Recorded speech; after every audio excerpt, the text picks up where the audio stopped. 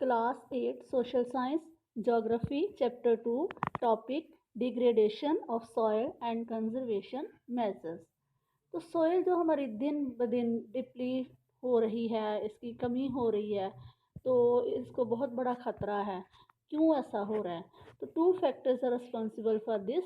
One is human and second is natural factors. तो अब जो ह्यूमन बीइंग्स हैं वो किस तरह से सॉइल को डिग्रेड करते हैं, इसमें बिगाड़ पैदा करते हैं। तो फर्स्ट इज़ डिफॉरेस्टेशन, कि जो हम ज़्यादा से ज़्यादा पेड़ों की कटाई कर रहे हैं और ओवर ग्रेजिंग हो रहा है, जो पशु ज़्यादा से ज़्यादा घास खा रहे हैं एक ही जगह पे, जैसे वो ज़्यादा घास खा लेते हैं तो लैंड बेयर हो जाती है। फिर ओवर यूज़ कर रहे हैं हम केमिकल्स का, फर्टिलाइजर्स का और पेस्टिसाइड्स का। तो these are the human factors.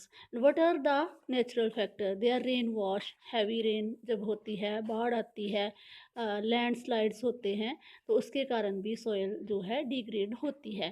तो let's see what type of soil are present in the world और इन इंडिया।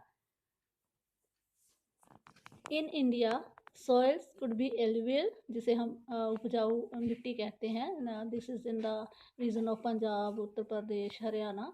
फिर ब्लैक सॉइल होती है, जैसे प्लेट्यू रीजन में होती है। इसी तरह से रेड लेटराइट और डेजर्टिक सॉइल जो हैं वो होती हैं, और माउंटेन्स में माउंटेनियस सॉइल होती है।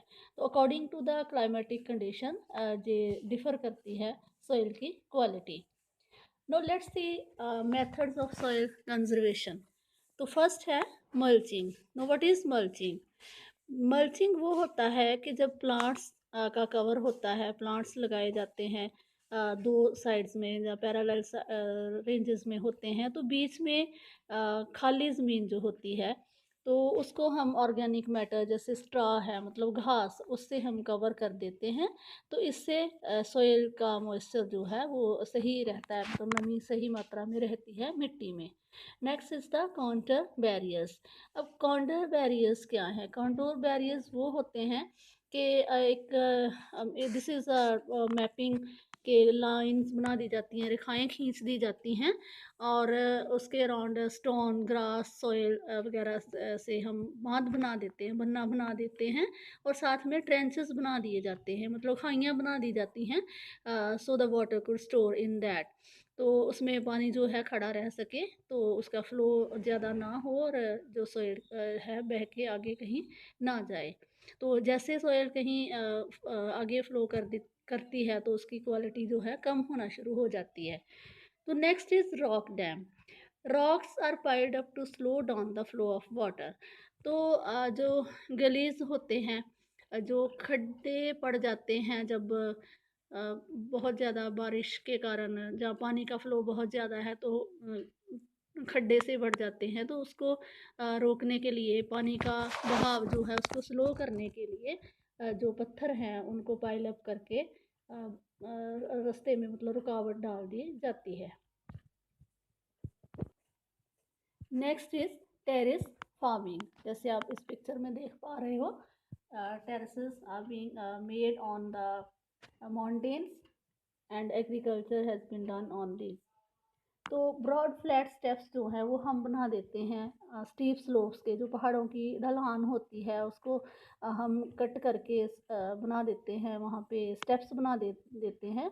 तो उस उन स्टेप्स के ऊपर फिर हम क्रॉप्स को ग्रो करते हैं, तो इससे फिर सॉइल जो है एरोड होने से रुक जाती है। Next is intercropping. Different crops are grown in alternate rows. अलग अलग लाइन्स में अलग अलग तरह की फसलें जो हैं उनको उगा दिया जाता है, ताकि रेन वॉश से सोइल जो है वो कहीं भी बह के जहाँ हवा के साथ उड़ के आगे ना चली जाए। कॉन्टूर प्लॉइंग क्या होती है? तो पैरेलल लाइंस में जैसे कॉन्टूर हमने पहले भी पढ़ा कि लाइंस बना दी जाती हैं, तो नेचुरल बैरियर बना दिया जाता है स्लोप्स के ऊपर, ताकि पानी इसके, मतलब छोटे छोटे स्टेप्स बना दे। टेरेस फार्मिंग की तरह ही होता है, स्टेप्स हो जाते हैं इसके, तो फ्लो जो है वाटर का वो रेगुलेट हो जाता है। Next is shelter belts.